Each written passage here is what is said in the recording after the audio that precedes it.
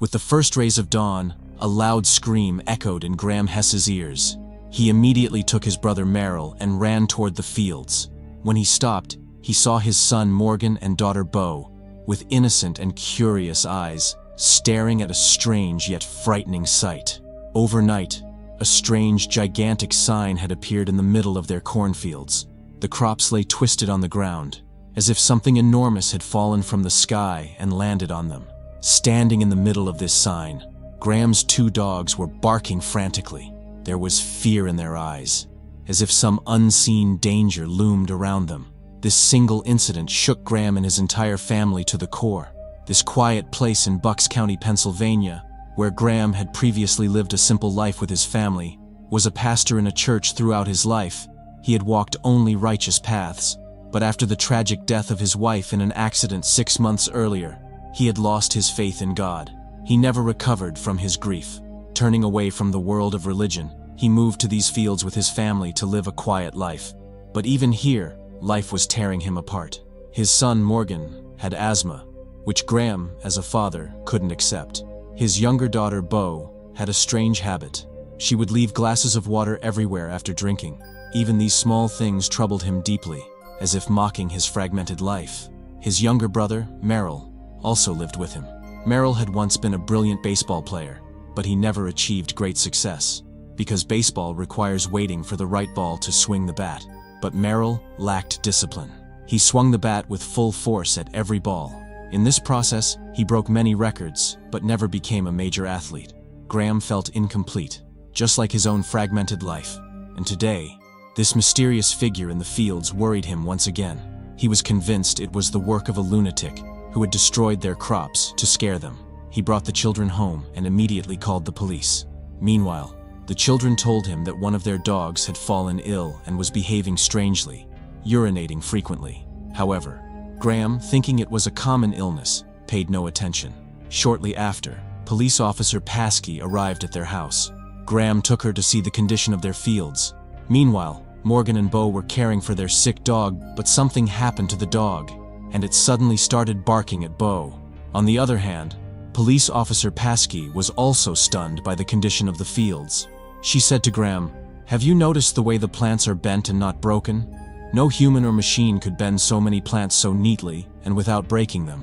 Graham asked, "Then whose work could this be?" The officer said, "I don't know, I haven't seen anything like this before. However, something strange has happened here. The animals in this area have been behaving strangely lately. Some have even become quite violent." Graham asked, "Is there some kind of virus spreading among them?" The officer said, "No, I don't think so. But the animals seem more restless and alert. Animals exhibit this behavior when they become frightened by the scent of a predator. They urinate and become uncontrollable. Sometimes they even become extremely aggressive." Graham was heartbroken upon hearing this, as his dog had behaved in a similar manner, and the children were with the same dog at the time. Graham immediately ran into the house and saw his daughter, Bo, sitting terrified on the swing, and Morgan standing in front of the corpse of her beloved dog. His son, Morgan, explained that the dog had tried to attack Bo, so he was forced to kill it. Graham said nothing. Seeing the children safe and sound brought peace to his heart. Then, late at night, when everyone was asleep, Bo woke Graham and said she had to go get a drink of water. But there was a monster outside her window that was scaring her. Graham thought she might be a child, perhaps haunted by imaginations. He took Bo to her room, gave her water, and then put her to sleep. Then suddenly, his attention went toward the window and his hair stood on end. A tall, dark shadow stood on the ceiling of Merrill's room. Graham thought it might be the same scoundrel who had destroyed their crops. Graham went and woke Merrill, and both of them, armed with bats, rushed out of the house to teach the scoundrel a lesson. They had planned to beat him to a pulp as soon as he came down from the roof. Determined, they began circling the house, shouting and cursing, but the shadow on the roof never came down. Then, in the next moment, something unbelievable happened. The shadow leaped several feet at lightning speed and disappeared into the fields. Graham and Merrill stared in astonishment. The next morning, they called Officer Paskey back to their house. They told her everything about the dark shadow they had seen the previous night. But Paskey didn't believe it. She said, "Don't worry. Whatever you saw is a human trying to scare you. And as for the crop circles in the fields, I investigated them. I learned about some artists who create such art in the fields overnight. They bend the crops with ropes or wooden planks without breaking them, scaring people. Graham and Merrill began to feel a little relieved by Paskey's words. Meanwhile, Bo turned on the TV, and the news that came out stunned everyone in the room, including Officer Paskey. The TV showed that 18 more similar crop circles, all with different patterns, had been found in different places in the world until now. It was thought to be a prank. But these crop circles, found on such a large scale in a single night, pointed to only one thing: extraterrestrials, that is, aliens. Even Officer Paskey was taken aback by this news. However, she encouraged Graham, saying that there was always a scientific explanation behind everything, so there was no need to panic.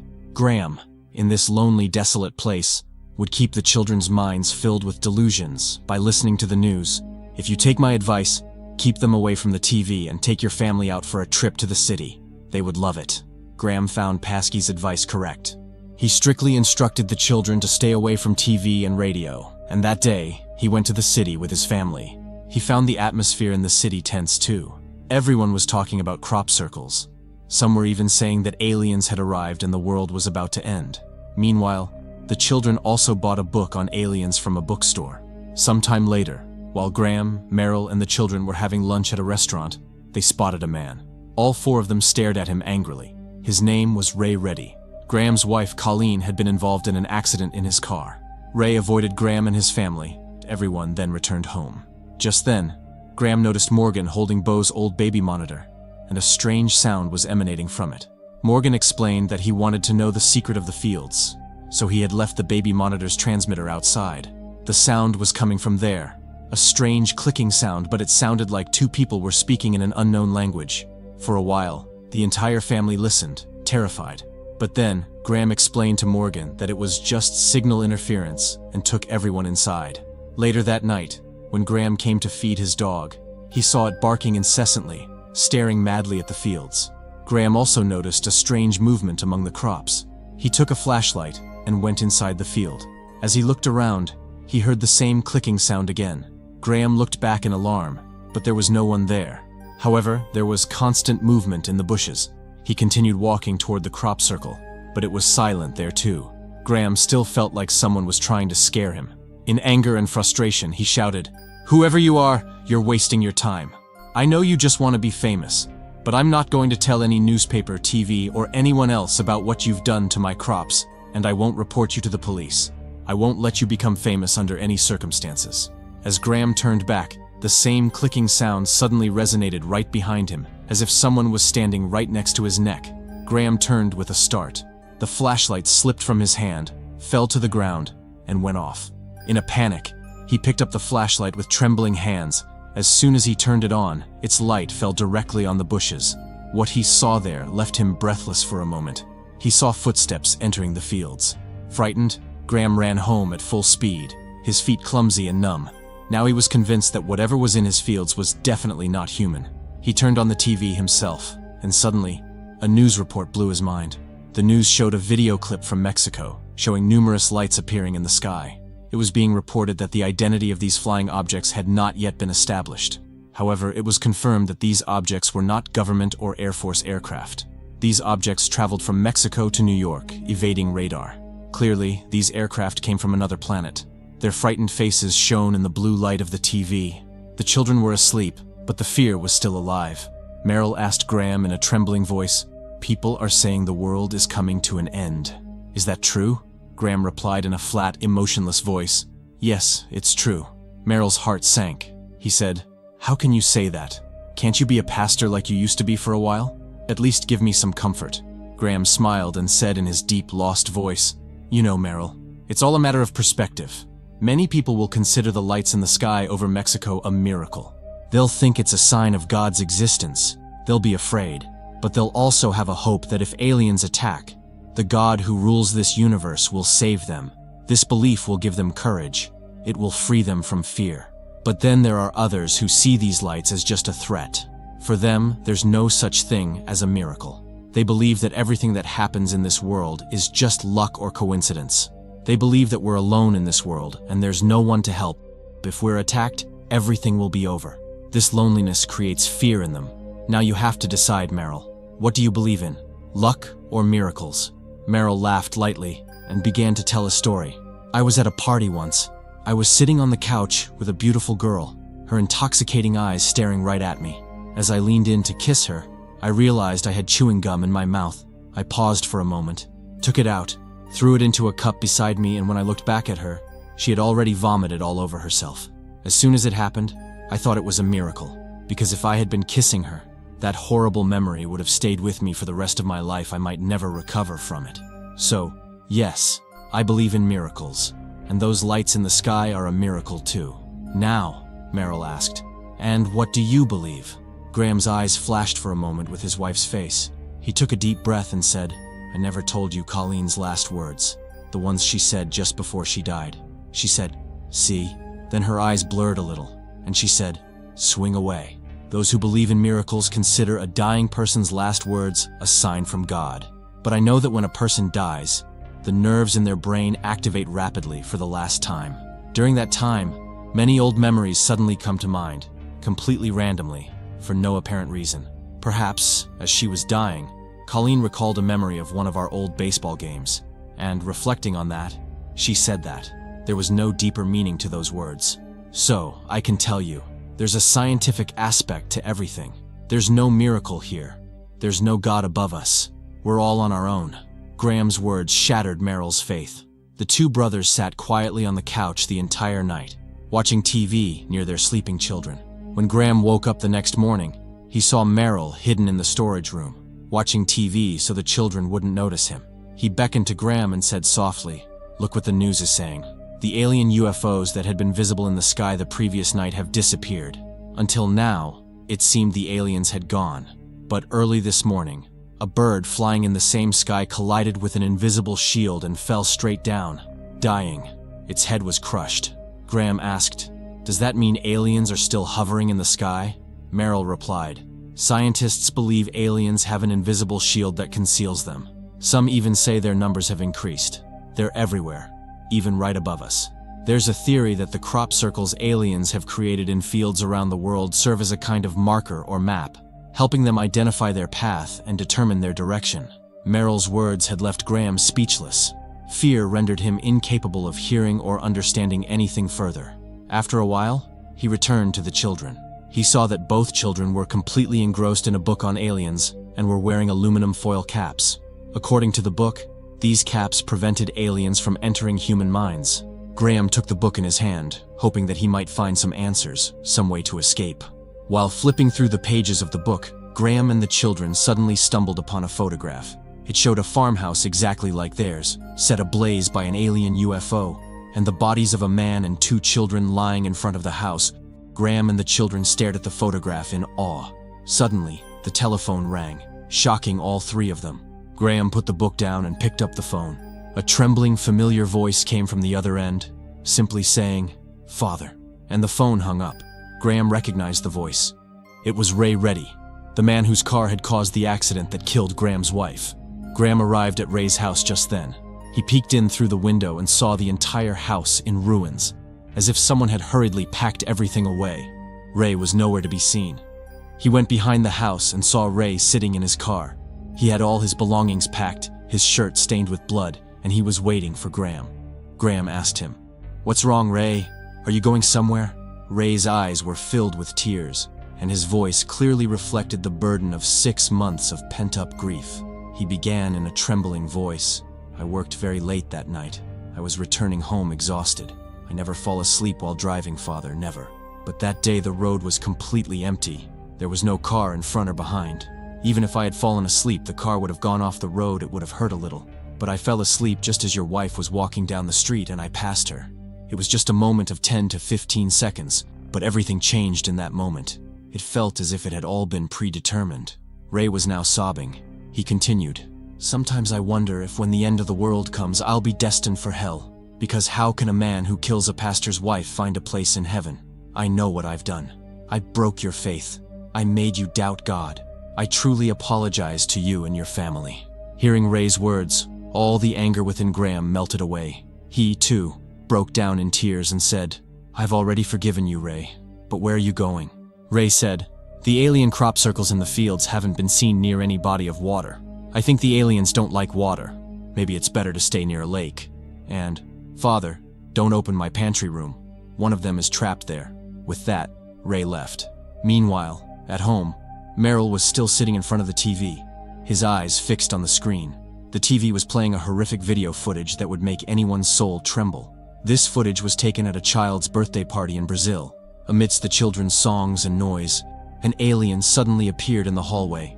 Its long, thin body resembled a dark shadow, strange and terrifying, as if a nightmare had come true. The sight of it sent shivers down Merrill's spine. Graham, meanwhile, mustered up the courage to approach Ray's pantry. He wanted to know if the aliens were real, or if it was all a ruse. He peeked under the door and saw a shadow. To see what was inside, Graham picked up a knife and used its reflection as a mirror. He was just about to look when suddenly, a terrifying claw shot out from under the door. Terrified, Graham instinctively cut off 2 of the claw's fingers with the knife. A painful, inhuman scream echoed from inside the room. Without looking back, Graham ran as fast as he could straight back home. When he reached the house, he saw Merrill sitting with the children, all of them wearing aluminum foil hats. Graham took a deep breath, calmed himself, and asked his son, Morgan, in that book about aliens, does it say what will happen if they turn out to be the enemy? Morgan replied instantly, yes, it says they'll most likely attack. Their goal will be to take over Earth, but they'll secretly wipe out humans because they know we have nuclear weapons. If we use them, the planet will become useless for them too. Graham listened carefully. Then he sat with the children and Merrill and told them he had encountered an alien at Ray's house and injured it, and now he was certain the alien would return for revenge. Graham continued, Ray's theory says aliens don't like places with water. Now we have 2 options. Either we run to the lake, or we stay hidden inside this house. The decision had to be made by voting. No one trusted Ray's incomplete theory, so they all decided to stay home, and preparations began for what might be their final night. Graham and Merrill started turning the house into a fortress. They nailed wooden planks across every window and door, sealing everything tightly. Meanwhile, Morgan called them to the TV. The news shook them to the core. The number of glowing alien UFOs in the sky had increased even more. It was reported that these lights were now seen above 274 cities, and the number was still rising. These UFOs were hovering exactly over the locations where crop circles had been found. This meant Merrill's theory was true. Aliens were using crop circles as maps. The news anchor, with a trembling voice, said this was a deliberate war strategy. Panic spread across the world. Millions of people prayed for safety in temples, mosques, and churches. Even world governments now seemed helpless. Morgan and Bo were terrified. They looked at their father, hoping he would protect them, but Graham's face had turned pale with fear. Without saying a word, he stood up and continued sealing the remaining windows and doors. Meanwhile, Merrill comforted the children, telling them nothing would happen to them. Morgan, full of despair, whispered to him, Uncle, I wish you were our father. But Merrill gently silenced him. Night fell, and Graham accepted that this might be his last night alive. He had no faith left, no hope, just a deep fear consuming him from inside. That night, he cooked everyone's favorite meal, as if performing a final farewell. Everyone sat quietly at the dinner table. Graham told them to start eating, but Morgan innocently asked, Dad, should we pray first? Hearing this, all of Graham's pain and anger exploded. He shouted, Eat quietly! I won't waste another second of my life praying. The children, terrified, began crying. They couldn't swallow a single bite. Graham lost control and began stuffing food into his mouth, yelling, and then breaking down into sobs. The whole family hugged each other and finally spoke their fears in the darkness. Then suddenly, the same clicking noise from the baby monitor returned. It meant the aliens were close. Fear washed away their tears. Graham and Merrill quickly got up and sealed the remaining windows and doors. When they finished, the whole family gathered in the hall, leaning on each other. Just then, their dog barked frantically from outside. They had forgotten to bring it in. The dog barked for a moment, then a painful bleat echoed, and silence followed. Someone had killed the dog. Right after that, footsteps surrounded the house. Long shadows slid across the window panes. In the next moment, the sharp sound of glass shattering came from the ceiling. Graham and Merrill knew. The aliens had entered the house. They immediately grabbed the children and headed for the basement. As they rushed, Morgan saw a horrifying hand reaching in from under the door. Graham, though terrified, was determined to protect his children. They all ran into the basement. Graham slammed the door shut and pressed against it. Just then, something outside tried to open the door. Graham pushed with all his strength and told Meryl to find something to block it. Graham couldn't hold the door much longer. Out of breath, he shouted for Meryl. Just then, Meryl found a spade. He had just turned to grab it when it struck the lone light bulb hanging overhead. The shattering sound plunged the basement into complete darkness. But Meryl didn't stop. He ran toward the door in the dark. The pounding on the door continued for a few seconds, then slowly faded away. Morgan switched on his flashlight. In the dim beam, they saw Graham jamming the spade into the doorknob. The banging from outside had completely stopped. It felt as if the danger had passed. Meryl began searching through the basement junk using the flashlight. There she spotted an old radio. She turned it on, but only silence came through. No signal, no frequency. They understood what it meant. The war between humans and aliens had begun, and that was likely why no TV or radio signals were working. In that dark basement, they all hoped for one thing, that humans would win. Then once again, noises came from outside the door. But this time the sounds were strange. They weren't trying to break the door. Instead, they were stomping their feet on the floor, slowly and deliberately. Graham whispered, "What are they trying to do?" Meryl guessed, "Maybe they want to get our attention, they want us to be scared." But Graham's eyes widened with realization. He said, "No, this is to distract us. They're looking for another way in." Then Graham remembered that this basement had once been used to store coal, and there was an old forgotten tunnel above, used to drop coal inside. Graham and Meryl searched for the tunnel's opening in the darkness. The flickering flashlight beam moved across the walls, while Morgan and Bo stood huddled together, terrified. Finally, they found the opening. Morgan was standing right beside it. A small passage led upward, blocked by an old, rusty iron grill. Suddenly, they noticed something horrifying. An alien's hand was inside. It was camouflaged, its skin the same color as the iron grill. In the next instant, it grabbed Morgan's face.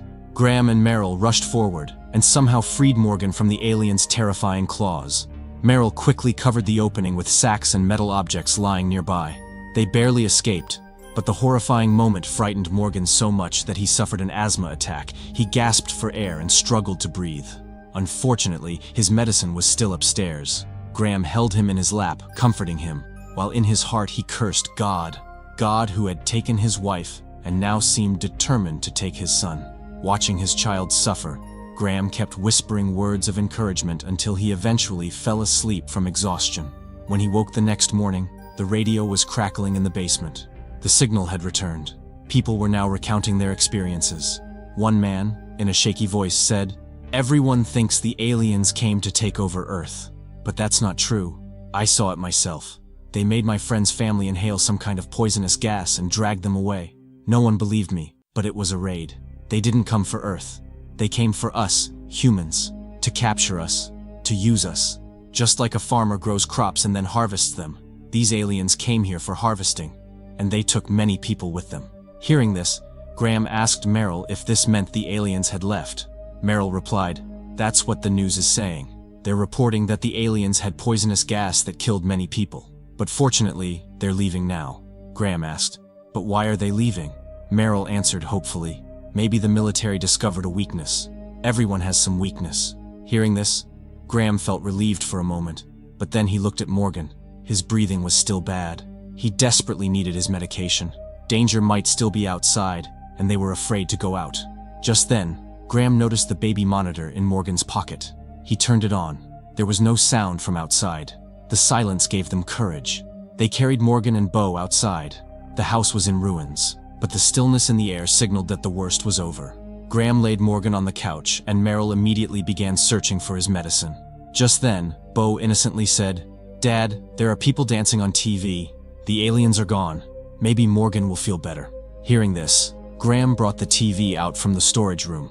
He placed it in front of Morgan, and when he bent down to turn it on, he saw a reflection on the dark screen. For a moment, his breath stopped. Right behind him, an alien stood holding Morgan, two of its fingers severed. It was the same alien from Ray's house, now back to take revenge.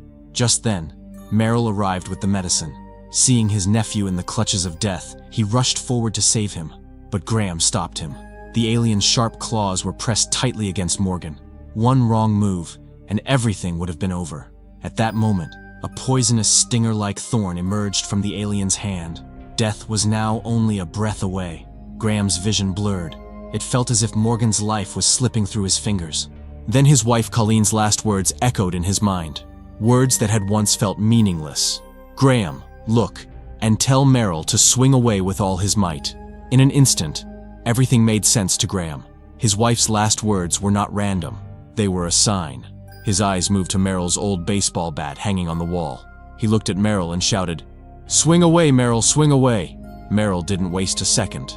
As soon as the alien released its poisonous gas at Morgan, Merrill swung the bat with all his strength and struck the alien on the back.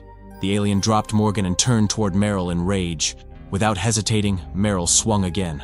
Blow after blow, filled with fear, anger, and determination to protect his family, struck the alien. The alien stumbled back and crashed into a table where Bo had left glasses of water. One glass fell, and water splashed directly onto the alien. As soon as the water touched its skin, the alien screamed as if acid had been poured on it.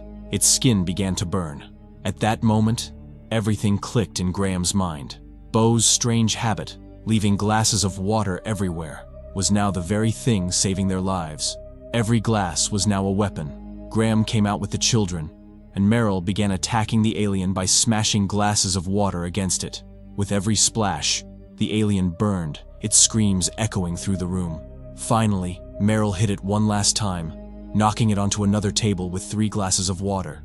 All the water fell on the alien, and its pain became unbearable. The alien collapsed, writhing in agony, and died. Merrill, relieved, stepped forward, but the sight before him stunned him. Graham was sitting with Morgan in his lap, whispering God's name. The aliens had sprayed poisonous gas on Morgan, so Merrill assumed Morgan was gone. But Graham said, "I was wrong, Merrill. Nothing in this world is a coincidence. Nothing is based on luck. Everything, good or bad, happens for a reason."